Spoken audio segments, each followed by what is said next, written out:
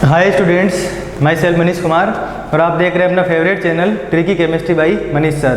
तो देखो, last class में अपन ने एल्कोहल का चैप्टर स्टार्ट कर दिया था। उसमें मैंने आपको बताया था कि एल्कोहल किसको बोलते हैं और एल्कोहल का कुछ वर्गीकरण बताया था वहाँ पर। तो उसी चीज़ को अपन आगे बढ़ाते हुए एल्कोहल को और किस भागों में बांटा जा सकता है उस चीज़ को अपन यहाँ पर देखेंगे। सबसे पहले मैं आप सबको एक इन्फॉर्मेशन देना चाहूँगा कि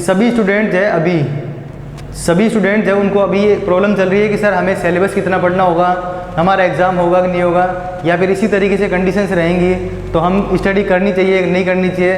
तो इस चीज़ का डाउट जो मैं आपको क्लियर कर देता हूँ, क्योंकि देखो जो भी मैं टॉपिक आपको प्रोवाइड करा रहा हूँ यहाँ पर वो सिलेबस में से बिल्कुल भी नहीं हटेंगे। तो आप इन चीज़ों का ध्यान रखिए कि जो चीज़ मैं आपको पढ़ा रहा हूँ फिजिकल केमिस्ट्री और ऑर्गेनिक केमिस्ट्री है, उसमें से कोई भी पोर्शन जो है वो CBSE NCERT में से भी नहीं हटाया गया है। तो इसलिए आप जो टॉपिक मैं आपको बता रहा हूँ उनको सीरियसली पढ़ें और ये नहीं सोचें कि सिलेबस कितना कम होगा कितना ज़्यादा होगा, वो कंडीशंस पे डिपेंड करता है। तो आप जो है अपनी स्टडी जो है उसको ऑन रखिए, ठीक है। तो और अगर चैनल पे आप फर्स्ट टाइम आए हैं तो चैनल को सब्सक्राइब करके बेल आइकन प्रेस कर दीजिए, जिससे कि लेटेस्ट वीडियो का नोटिफिकेशन आपके पास सबसे पहले आ जाए, ठीक है। तो आज का जो टॉपिक अपना है वह है एल्कोहलों का वर्गीकरण, ठीक है। अच्छा, एल्कोहलों का वर्गीकरण मैंने आपको स्टार्टिंग में भी बताया है कि इससे पहले वाला जो वीडियो है आप उसको देख लें, जिससे कि चैप्टर जो है ना आपका स्टार्टिंग से शुरू हो जाए, ठीक है। तो देखो, आज की क्लास में अपन सीखते हैं कि एल्कोहल जो है उनको कितने भागों में बांटा जा सकता है, ठीक है। जिस तरीके से हेलो एल्केन वाले चैप्टर में मैंने बताया था कि संख्या के आधार पर, उसमें था हेलोजन परमाणु की संख्या के आधार पर, और यहाँ पर है हाइड्रोक्सिल समूह की संख्या के आधार पर। जिस प्रकार संख्या के आधार पर वहाँ पर 3 भाग किए गए थे, उसी तरीके से यहाँ पर भी कितने भाग किए जाते हैं, 3 भाग किए जाते हैं। ये सब चीज़ें मैंने आपको लास्ट वीडियो में बता दी थी, लेकिन एक बार मैं थोड़ा सा रिवाइज कर रहा हूँ बस इसको। तो पहला जो अपने पास है वो है हाइड्रोक्सिल समूह की संख्या के आधार पर कितने प्रकार के, 3 प्रकार के, मोनोहाइड्रिक एल्कोहल, डाईहाइड्रिक एल्कोहल और पॉलीहाइड्रिक एल्कोहल, ठीक है। जैसा कि आप जानते हैं सब कि मोनो का मतलब होता है एक, मतलब वे यौगिक जिनमें OH समूह कितने होते हैं, 1 होते हैं। जिनमें OH कितने होंगे, 1 होंगे। एक OH जिसके अंदर है उसको बोलते हैं मोनोहाइड्रिक एल्कोहल, जिसमें 2 OH होते हैं उनको बोलते हैं डाईहाइड्रिक एल्कोहल, और जिसमें 2 से ज़्यादा होते हैं, 2 से अधिक होते हैं, उनको बोलते हैं पॉलीहाइड्रिक एल्कोहल। अब देखो, मैंने यहाँ पे कुछ एग्जांपल लिख रखे हैं जिनसे आपका जो है जो इससे पहले वाला सिलेबस था, मतलब चैप्टर में फर्स्ट वीडियो था, वो थोड़ा कवर हो जाएगा। अगर इन एग्जाम्पल के लिए आपको पूछा जाए कि इनमें से कौन सा मोनोहाइड्रिक है, कौन सा डाईहाइड्रिक है और कौन सा पॉलीहाइड्रिक है, तो आप वीडियो को पॉज करके इनका आंसर देने की कोशिश कीजिए। फिर उसके बाद में वीडियो को आप रीस्टार्ट करके चेक कीजिए कि आपका आंसर सही था कि नहीं था, ठीक है। तो देखो, इस यौगिक में OH कितने, 1 है, इसमें भी OH 1 है और इसमें भी 1 OH है। इसका मतलब ये तीनों के तीनों एल्कोहल जो है वो कौन से हैं, मोनोहाइड्रिक एल्कोहल है। इसमें देखोगे आप तो इसमें OH कितने हैं, 2 है, 2 है, इसका मतलब ये डाईहाइड्रिक एल्कोहल है। और इसमें देखेंगे तो इसमें OH कितने हैं, 3 है। और 3 वाला जो है उसको वैसे तो ट्राईहाइड्रिक बोल सकते हैं, लेकिन 2 से अधिक वालों को अपन ने कहा है पॉलीहाइड्रिक एल्कोहल, ठीक है। जैसे कि इनका नाम अपन ने लिखा भी था, इसको बोलते हैं जब 2 OH लगातार कार्बन पे लगे हुए हों तो ग्लाइकोल बोलते हैं। इसको बोलेंगे एथिलीन ग्लाइकोल, एथिलीन ग्लाइकोल। और इसको बोलते हैं ग्लिसरोल या ग्लिसरीन, ग्लिसरोल या ग्लिसरीन। इन सब के IUPAC नेम भी अपन पढ़ेंगे। एक बार बोर्ड में पूछा हुआ है एथिलीन ग्लाइकोल का IUPAC नाम क्या होता है। तो देखो, बोर्ड में सामान्य नाम इसलिए देते हैं कि जिससे कि अपन उसकी संरचना का पता लगा सकें, फिर उसके बाद में उसका नाम अपन आसानी से लिख सकते हैं, ठीक है। आगे बात समझ में। आज का जो टॉपिक अपना रहेगा, जो अब ये तो हाइड्रोक्सिल समूह के आधार पर पहले पढ़ लिया था, संकरण के आधार पर वर्गीकरण। तो संकरण के आधार पर जो वर्गीकरण यहाँ पर करेंगे वो करेंगे केवल sp3 संकरण के आधार पर, जबकि हेलोजन वाले में sp3 और sp2 दोनों के आधार पर किया गया था। sp2 का वर्गीकरण यहाँ पर क्यों नहीं ले रहे हैं, उसका जो पहला कारण है वो है कि sp2 के आधार पर 2 प्रकार का वर्गीकरण होता है, एल्किल और वाइनिलिक। एरिल और वाइनिलिक। एरिल जो होता है, एरिल उसमें क्या होता है, बेंजीन के ऊपर OH लगा होता है, OH, बेंजीन के ऊपर OH लगा होता है एरिल, जिसको अपन बोलेंगे फिनोल। तो इसी चैप्टर में अपने पास टॉपिक आएगा फिनोल, उसमें अपन इसको विस्तार रूप से पढ़ेंगे। नेक्स्ट जो था वो था कि वाइनिलिक क्यों नहीं होता। तो वाइनिलिक के लिए आपको हमेशा ध्यान रखना है, जब एक ही कार्बन पर OH, बहुत इंपॉर्टेंट चीज़ बता रहा हूँ, आप नोट कर सकते हैं इसको, जब एक ही कार्बन पर OH और डबल बॉन्ड आ जाते हैं, क्या किस पे, एक ही कार्बन पर, तो ऐसे यौगिक जो है वो अस्थायी होते हैं। अब आप सोच रहे होंगे सर इसमें भी तो डबल बॉन्ड और OH एक ही कार्बन पर है, तो ये स्थायी क्यों हो गया।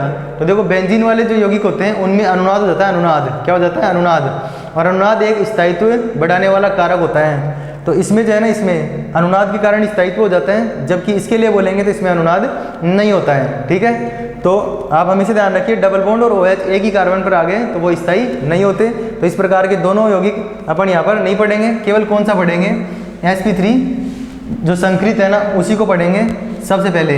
अगर इन शब्दों को आप देखेंगे तो यहाँ पर आपको नज़र आ रहा है कि इसमें एल्किल है, इसमें बेंजिलिक है और इसमें एलिलिक है। एल्किल का मतलब होता है एक तरह से R, बेंजिल होता है ना, बेंजिल उसका मतलब होता है बेंजीन रिंग के ऊपर CH2, बेंजीन रिंग के ऊपर क्या आ जाए, CH2 आ जाए, इसको बोलते हैं बेंजिल है।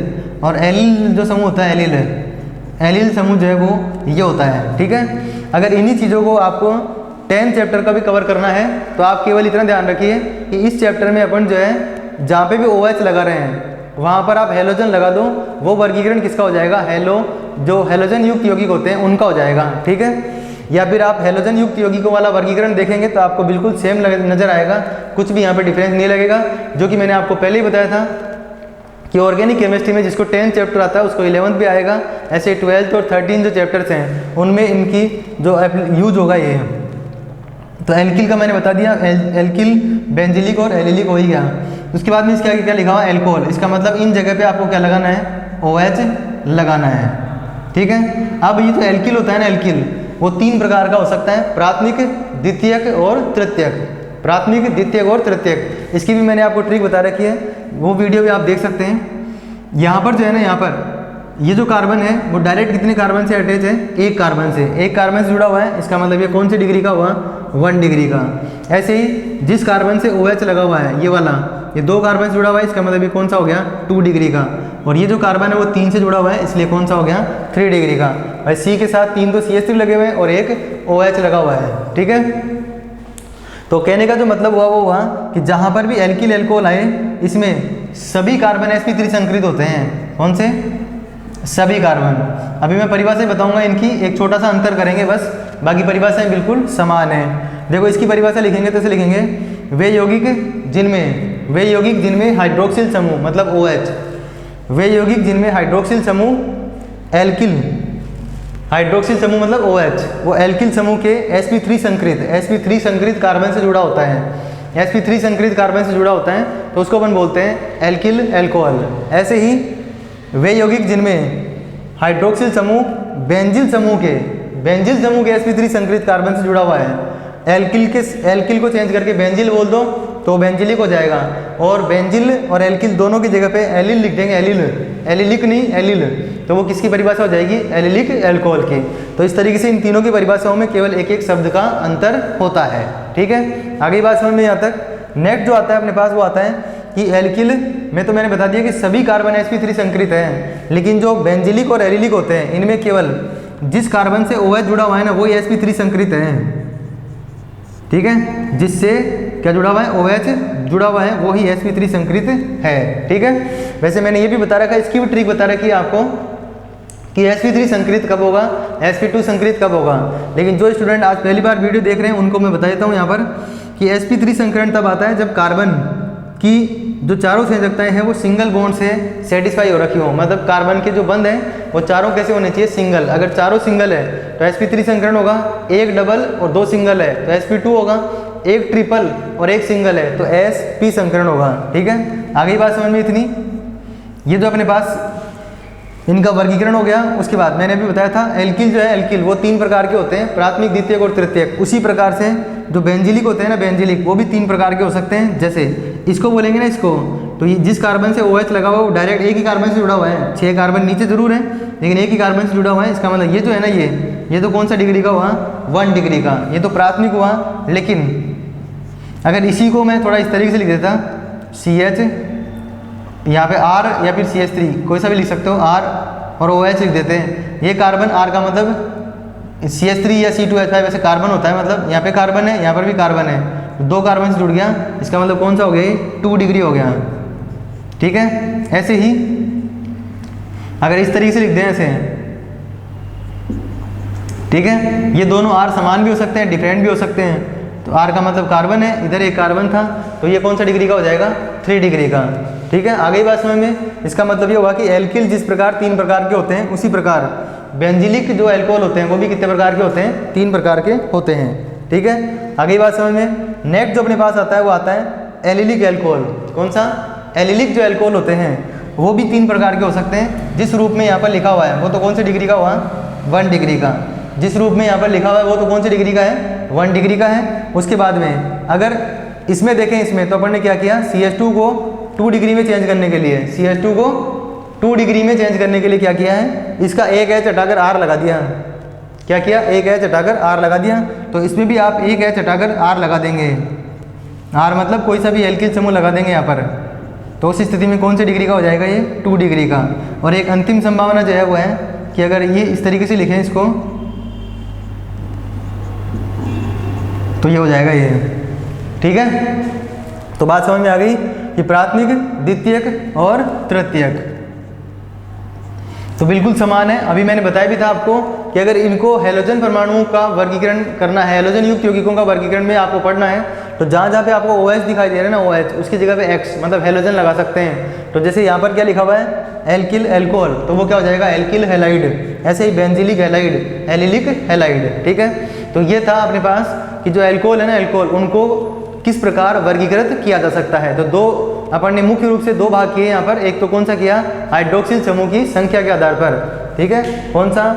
मोनोहाइड्रिक, डाईहाइड्रिक और पॉलीहाइड्रिक। ठीक है, नेक्स्ट जो था वो था कि संकरण के आधार पर। अब संकरण के आधार पर 2 भागों में बांट सकते हैं, sp3 और sp2।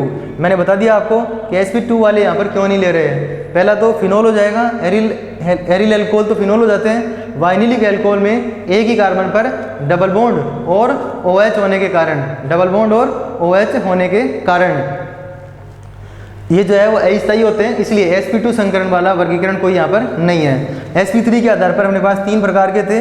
अगर तीनों को कुल भागों में डिवाइड करें तो एल्किल भी 3 प्रकार का है, बेंजिलिक भी 3 प्रकार के होते हैं, एलिलिक भी 3 प्रकार के होते हैं। तो कुल प्रकार देखें तो 9 भागों में इनको अपन बांट सकते हैं। बहुत ही आसान टॉपिक है। इसमें जनरली क्वेश्चन क्या होता है कि 4-5 कंपाउंड लिख के दे देंगे, यौगिक लिखे हुए होंगे, उनके लिए आपको कहा जाएगा कि इनको है ना संकरण के आधार पर वर्गीकृत कीजिए। इसके आधार पर? संकरण के आधार पर। तो आपको बताना होगा कि वो एल्किल अल्कोहल है कि बेंजिलिक अल्कोहल है या फिर एलिलिक अल्कोहल है। आपके लिए मैं एक क्वेश्चन दे रहा हूँ यहाँ पर, वो है उसमें आपको बताना है, ये 3 ऑप्शन आपके पास रहेंगे कि कौन सा ये है। ठीक है, तो ये जो क्वेश्चन है इसको आप नोट कर लीजिए।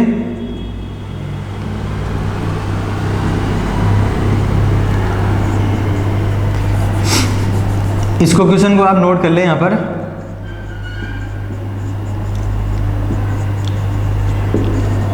ऐसे एक यौगिक दिया हुआ है, आपको कमेंट करके बताना है कि ये जो है ना, ये इनमें से कौन सा अल्कोहल है। या तो आपका आंसर होगा एल्किल। अगर आपका आंसर एल्किल है तो आप उसमें लिख देना एल्काइल ऐसे। अगर आपका आंसर बेंजिलिक है तो ऐसे लिख देना बेंजाइलिक। और आंसर आपका एलिलिक है तो ऐसे लिख देना एलाइलिक। ठीक है, तो इसी तरीके से चैनल के साथ बने रहिए। इन वीडियोस को ज़्यादा से ज़्यादा स्टूडेंट तक आप शेयर कीजिए, जिससे कि वो भी इनका बेनिफिट उठा सकें। और स्टडी के लिए मैंने आपको क्लास की स्टार्टिंग में भी कहा था, स्टडी पे फोकस करें और रेगुलर स्टडी कीजिए आप, क्योंकि अब जो है कभी भी अनाउंसमेंट हो सकता है कि सिलेबस आपका जो है वो इतना होगा। एग्जामिनेशन जो है आपके, जहाँ तक संभावना है, एग्ज़ाम जो है आपका बिल्कुल फिक्स टाइम पे होने वाला है, क्योंकि सिलेबस में रिडक्शन का मतलब यही होता है कि आपका एग्ज़ाम जो है उसी टाइम पे करवाया जाएगा। ठीक है, तो इन चीज़ों का ध्यान रखिए। और अगर चैनल पे फर्स्ट टाइम आप आए हैं तो चैनल को सब्सक्राइब करके बेल आइकन को प्रेस कर दीजिए, जिससे कि लेटेस्ट वीडियो का नोटिफिकेशन आपके पास सबसे पहले आ जाए। और आपको ये कहने की ज़रूरत भी नहीं है कि आप वीडियो को जो है वो शुरू से लेकर एंड तक देखिए, जिससे कि वीडियो में दी गई जानकारी या किसी भी प्रकार की ट्रिक जो है ना वो आपको अच्छे से समझ में आ सके। ठीक है, तो थैंक्स फॉर वॉचिंग।